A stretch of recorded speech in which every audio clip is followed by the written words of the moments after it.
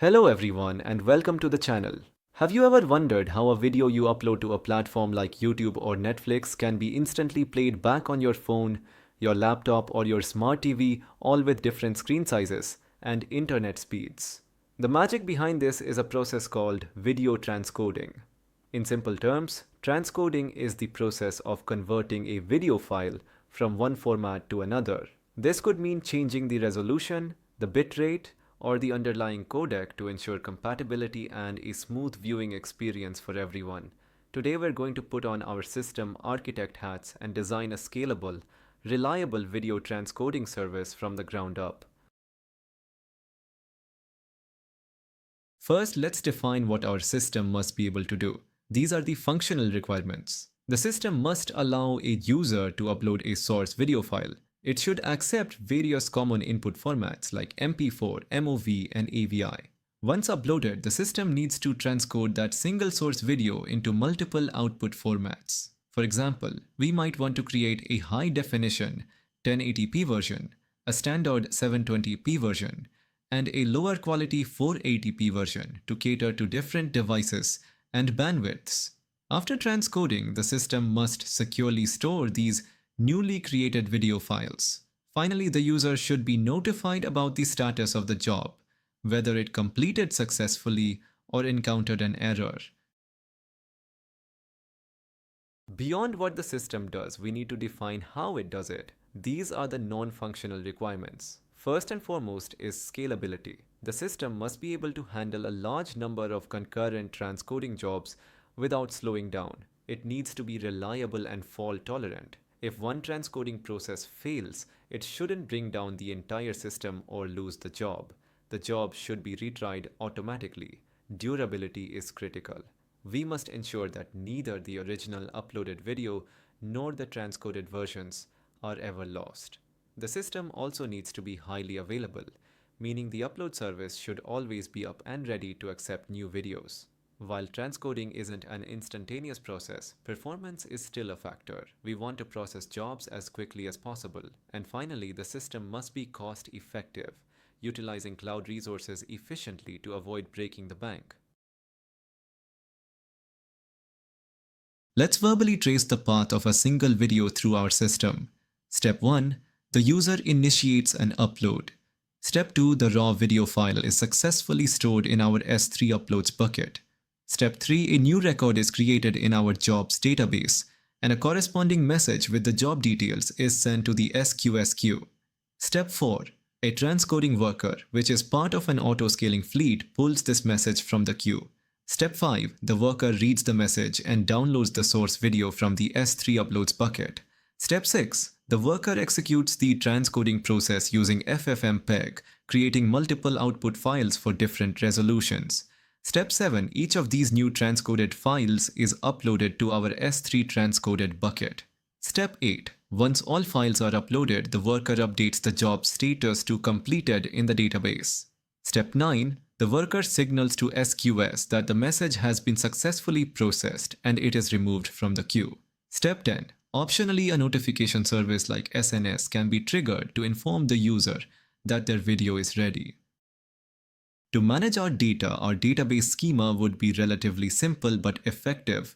We'd have three main tables. First, a users table with basic information like user ID, username, and email. Second, and most importantly, a jobs table.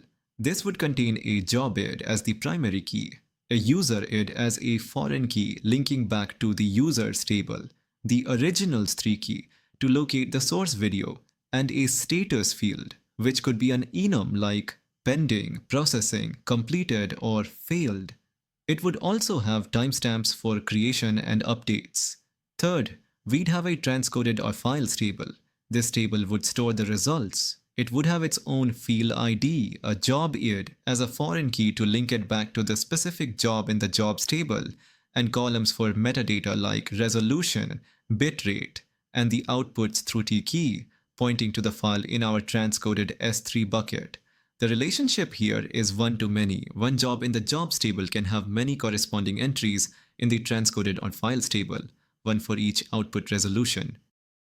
Let's walk through the architecture using Amazon Web Services. First, a user uploads a video through an application load balancer, which directs the request to our web server, perhaps an EC2 instance or a Lambda function. This server places the original video file into an S3 bucket, which we'll call the uploads bucket. After the upload is complete, the server creates a job entry in our Amazon RDS database with a pending status. It then publishes a message to an SQS queue. This message contains the job ID and the location of the video in the S3 bucket. Now, an auto-scaling group of EC2 instances, our workers, are constantly polling this SQS queue. When a worker picks up a message, it updates the job status in the RDS database to processing. It downloads the source video from the uploads S3 bucket, uses Fmpeg to transcode it into the required resolutions, and then uploads the new files to a different S3 bucket, the transcoded bucket. Once all versions are uploaded, the worker updates the job status in RDS to completed and deletes the message from the SQS queue, marking the job as done. For delivering the final videos to users, we can place an Amazon CloudFront distribution in front of our transcoded S3 bucket, which acts as a content delivery network or CDN for low latency playback anywhere in the world. To build this system, we'll need a solid tech stack. For the core transcoding logic, the undisputed king is FFmpeg. It's a powerful open source command line tool that can handle virtually any video format you throw at it. To manage our asynchronous jobs, we'll use a message queue. Amazon SQS or Simple Queue service is a perfect choice as it's fully managed, scalable, and decouples our services. For storing video files, Amazon S3 or Simple Storage service offers incredible durability and scalability for object storage. We'll need a database to keep track of job metadata. A relational database like PostgreSQL managed via Amazon RDS is ideal for storing structured information about users, videos, and job statuses. Finally, we'll use Docker to containerize our application and the FFmpeg dependency, ensuring consistency across all environments. And there you have it, a robust, scalable, and cost-effective system design for a video transcoder. The core principles that make this design work are decoupling the components with a message queue, processing jobs asynchronously, and using auto-scaling to dynamically match resources to the current workload. This foundation can be extended with more features like generating video thumbnails, adding digital rights management, or creating more complex processing workflows.